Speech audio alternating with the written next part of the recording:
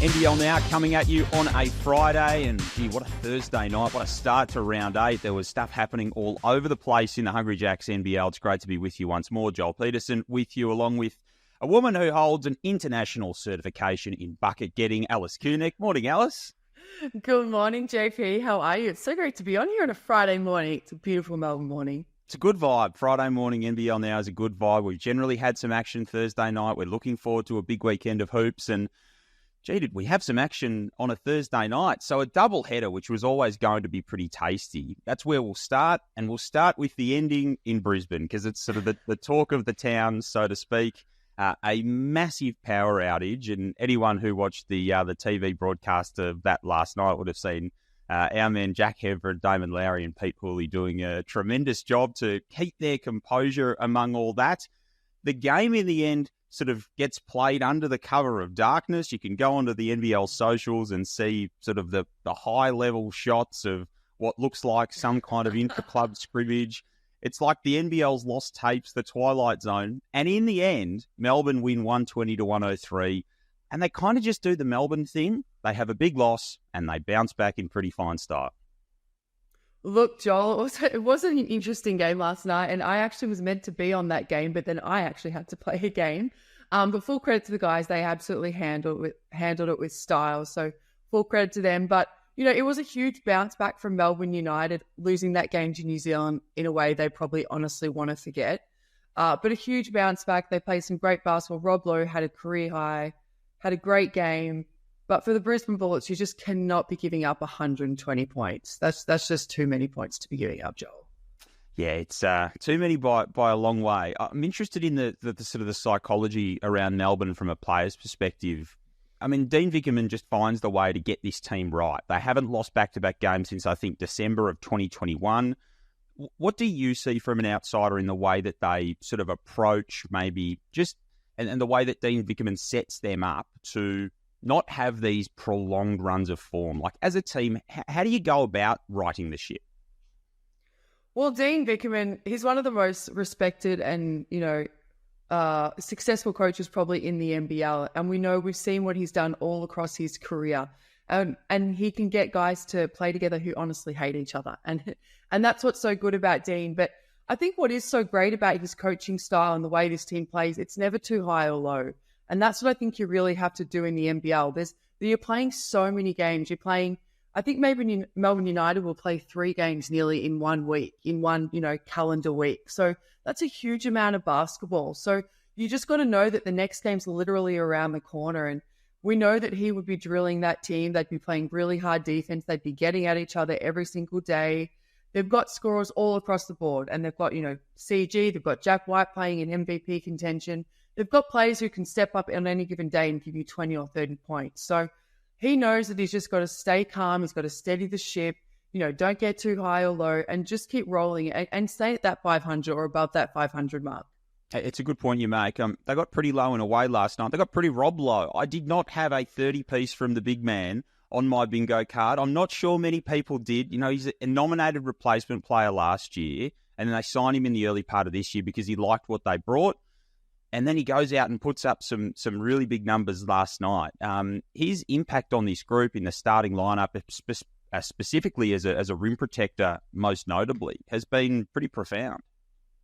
It has, and he's played some great basketball. Last night was a full testament to that, and Dean Vickman's belief in Rob Lowe. We know that he doesn't probably have the foot speed that he had in the earlier part of his career. We saw that last week against Sydney. They really attacked him in the foot speed. Alex Tuiu went at him most possessions. And that's something when they have a team that he can match within the foot speed, he does have that impact on the offensive end. And he is a great shooter. He can stretch the floor for Melbourne United. And what's so good about having Rob Lowe in your lineup, he stretches the floor. Someone like Daly, Shaley, they can get downhill. Someone can actually help off CG or Jack White. He can get his offensive rebounds and get on the rim as well. So that's just a full credit to Melbourne United, the coaching staff, and recognizing what a great asset Rob Lowe is to that team. So the Brisbane side of it, the positive, you mentioned the defense, 120 points. It's far too many. To score 103 and still lose by 17 is impressive in its own kind of way. But that 103 points for Brisbane, this is not a team that's clicked on the offensive end. They've had some really rough nights. Is there a glimmer of sort of positivity from Justin Schuller from that perspective that they were able to put that score on the board? There has to be. We know they have struggled on the offensive end for, the most part of the season. They've had players in and out, but maybe they just haven't found the right combinations. But, we saw Bateman. He really started to get hot. He was a bit quiet last night. But to get 4 to 5 players in double figures, that's winning formula. So I'm sure Justin Schuller would be really happy tonight after last night's offensive end, but I'm sure there'd be a lot of review on the defensive end, Joel. So, yeah, of course, and Mitch Norton with game 350. Unfortunately, I don't get across the line for him, but he's been a big part of a number of franchises, a great part of the NBL for so many years, and a big shout-out to Mitch. His former team was in the late game last night, Perth and Tassie. Tassie coming off a season low, a franchise low 60 points last week, came out of the blocks and had 51 at half-time. They were absolutely white-hot in the early stages shooting the deep ball. And then, like we've seen a few times from them this season, it all just kind of slipped away. Milton Doyle has 30. They end up going down 88-82, so they just can't get it done in the end, Tasmania. What are your takeaways sort of from a high-level perspective of Perth's win last night from that game? That's a great game for Perth to win. They're at home. They're still without their superstar in Bryce Cotton. But what I love about Perth and the team under John really is they've found a way to win, and they've found a way for other guys to be successful without Bryce in the lineup. And that was always going to be the challenge for the Perth Wildcats. And I think they've really started to find their rhythm. They had a great win against Illawarra last week. It was a really, back and forth affair. It was such a great game of basketball last week. And they've backed it up with another one this week. So, full credit to John really and the Perth Wildcats. But Tasmania, they just need to find that extra scorer. We talk about having 4 or 5 plays in double figures to get winning basketball. Having that 3, maybe 4 plays in double figures, you really need to crack that 4 to really be successful. And not having Magnay last night hurts them. So I'm sure they'll find their way. They've got a tough game against New Zealand Breakers coming up, but they just don't seem to be clicky on the offensive end fully. Yeah, no Magnay. We know that Sean McDonald isn't there. Obviously, you can only play with what you've got out there, but they lose by 6 to a Perth team. And the point around sort of that double-digit scoring capacity is a really good one. So you look through that Perth list. So Todd Withers has 12 points in 20 minutes off the bench last night. Ty Webster comes in for 14, 2 and 6. Pepper has 14 in the starting group. Pinder has 13. Ben Henschel, has 8, so he's sort of right on the cusp of that. And Christian Doolittle has 18. So it's a pretty balanced Perth scoring spread. You compare that with Tassie. Milton Doyle has 30. Jordan Crawford has 14. Anthony Drimmick has 11. That's it. That's sort of the contrast in the game in how Perth are able to manufacture points outside of, without Bryce Cotton, they can find the answers. Tassie just haven't had them. They haven't. And that's a great game plan by Perth Wildcats. Okay, let Milton Doyle have 30. We keep everyone else to that 9, 10 mark, and you're going to win most games than not. But the Perth Wildcats, I love what Withers has done. Doolittle's been really solid. He's stepped up in the absence of Cotton. Ty Webster's really starting to find his groove. We know Pepper isn't short of any part of confidence. He oozes confidence, which we absolutely love to see. He made some huge plays down the stretch of that game. So it was a great game to watch, and a full credit to the Perth Wildcats. Yeah, they're an exciting team. Tassie, you've got to bounce back to play New Zealand on Saturday. So they get the top team coming into their building. But, yeah, again, maybe a couple of glimmers of hope. And if you're Milton Doyle and you're a Jack Jumpers fan, you're looking at Milton Doyle finally catching fire. That's probably what you're hitching your wagon to see if you can do that again on Saturday. Yeah, definitely. And we know how good Milton Doyle is in this league. And it does show the absence of Jack McVeigh, but we speak about Magnay being out and Sean McDonald being out. They're just players they're glue players. You can trust Will Magnay's probably going to get that 10 to 15 points, probably more, some rebounds, same with Sean McDonald. That just keeps the scoreboard ticking over, and it takes the pressure off Milton Doyle. But he had a great game last night. He just needs some people to come along with him. And we did speak about them playing New Zealand. I think it's a great matchup for them. I think we've got full credit to New Zealand, how they're playing, but I think the Jack Jumpers at home, they're a tough team to play at home. Scott Roth has got them playing hard defense. If they can lock down on the defensive end, add another player in double-figure scoring, I think they could be okay. We'll come back to the Breakers in a minute.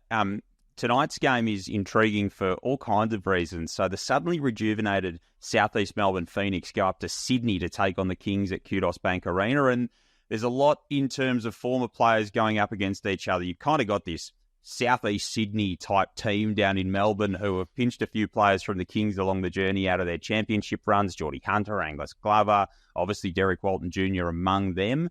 And then you've got this Sydney team that's sort of just trying to find its way and had a little bit of a groove found last week that match up in a second. But the psychology of going up against your former team, Alice, so Geordie Hunter, Angus Glover, it always happens to athletes along their journey, or the vast majority of them.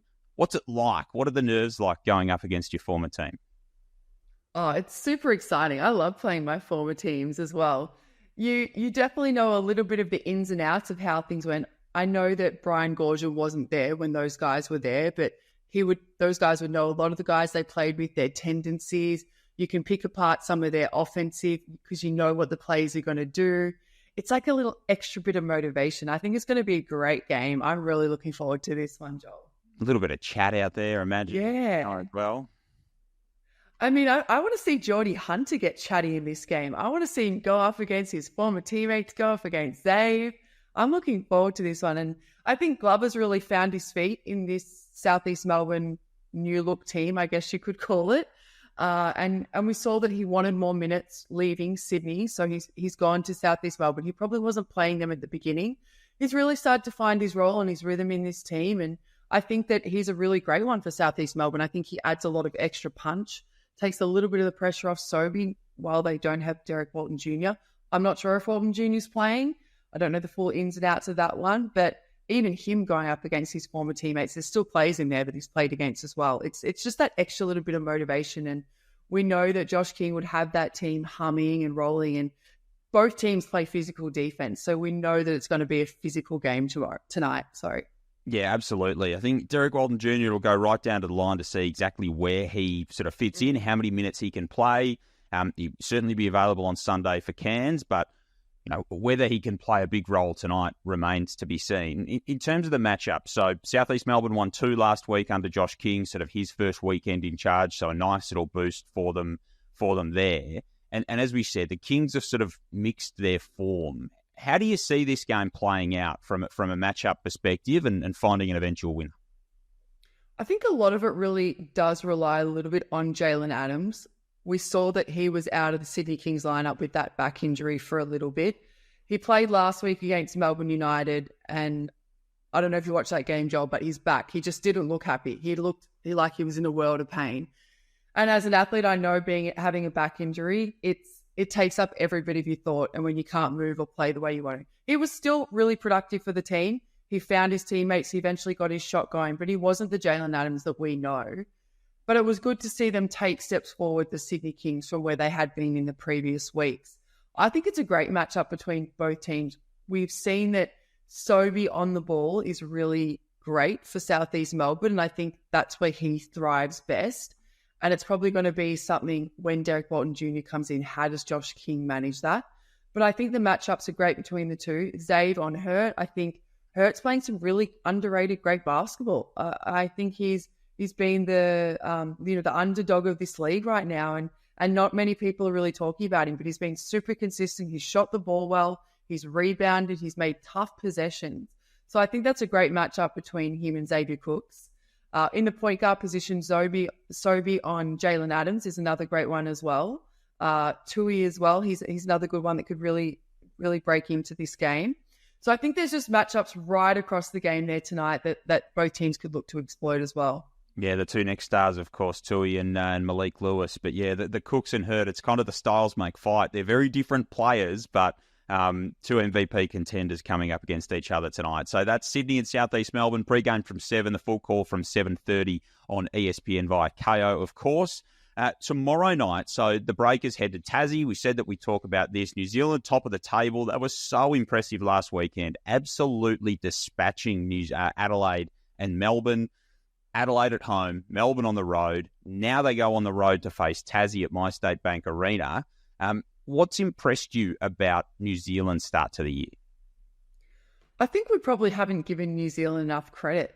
I I don't remember that. Pete and I were on the game where we discussed how many miles they'd gone around the world. They'd gone to Brisbane, they'd gone to Perth, they'd then go to OKC, Philadelphia. There was another place in America there. Then they come back playing Brisbane, then they finally get home. Okay, that first game against Brisbane, tough game, but you've got to just get the cobwebs out somewhere. But the way they've been playing is really great, and I really don't think we've given them enough credit. We spoke about them being top of the table by chance because they hadn't played enough games, but they've nearly played enough games now, and they're still top of the table. And the way PJC has been playing in this game, and no one can stop him in the league. He's so quick, he's so crafty, and they've just got great players around him. Mooney's been amazing, the way he's really slotted into this league and found his role. Took him a couple of games, but he's really found his role in this league. Sam Menenga's another one that I think we haven't given enough credit to, and the way he's, really elevated his game and broken out from that season in Cairns. He's been super solid, and I think he'll continue to grow in this league. And we've got to talk about the next star in Lopez. I think he had 17 and 10 against Melbourne United. That's insane. So I think they've just got players right across the board. They're all playing their role. They're all playing in a great system. Cop's got them working together. So I've got a lot of time for this New Zealand Breakers team, Joel. Do they win tomorrow night against Tassie? It's a tough one. New Zealand could have one of those games if they're not careful where they maybe get a little bit complacent. We've been playing really good basketball. I think New Zealand is still going to get it done over Tassie. Yep, so that's the early game tomorrow. So as part of our weekend. Then we'll skip ahead to Sunday because maybe the game of the round comes in the final game of the round. Adelaide and Illawarra. This one at the Adelaide Entertainment Centre. So 4:30, 4 o'clock local time in South Australia on Sunday afternoon. It's the only game both of these two teams play in the round, so they've got to wait an awful long time. Adelaide coming off a loss last time out. The Hawks, of course, got beaten by Perth last weekend in a close one in that high-scoring affair. What are you expecting when the twilight game on Sunday rolls around? Sometimes having a week to prepare can be a blessing and a curse. You've got too much time to think about things, but then on the other side, you come in fresh, you come in ready, you scouted the opposition.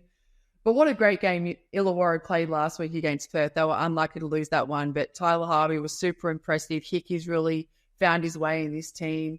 We know the matchup is super great. We love Harrell in this league and the energy that he brings and what he's doing for this league is amazing. And Davis has been playing really well as well. So it was 100 to 102 last time both teams met. Illawarra getting over the line on that one. I think it's going to be a great game. I can't wait to see some Harrell antics in the game. And we know Tyler Harvey will be hitting big shot after big shot. But I'm not making a call on this one. I'm going to make a call. I'm going to say Illawarra. The Hawks in Adelaide. There you go. So, yeah, it was maybe the game of the season last time they played. So, yeah. Fingers crossed that we get a repeat of that when we roll around. I'm sure there'll be, grab your popcorn. I'm sure there'll be some antics out there. Whenever Harrell's in the stadium in Adelaide or any stadium, I'm sure there's going to be some antics coming. Yeah, absolutely. I think that's paying very short odds. Alice, thanks for your company. Hopefully you get a win on Saturday afternoon with your Southside Flyers. And thanks for your time on NBL Now. Thanks, Joel. Have a great day. Thanks for your company as well. Plenty more action coming across the course of the weekend. The NBL app, nbl.com.au, the place to go for all the latest.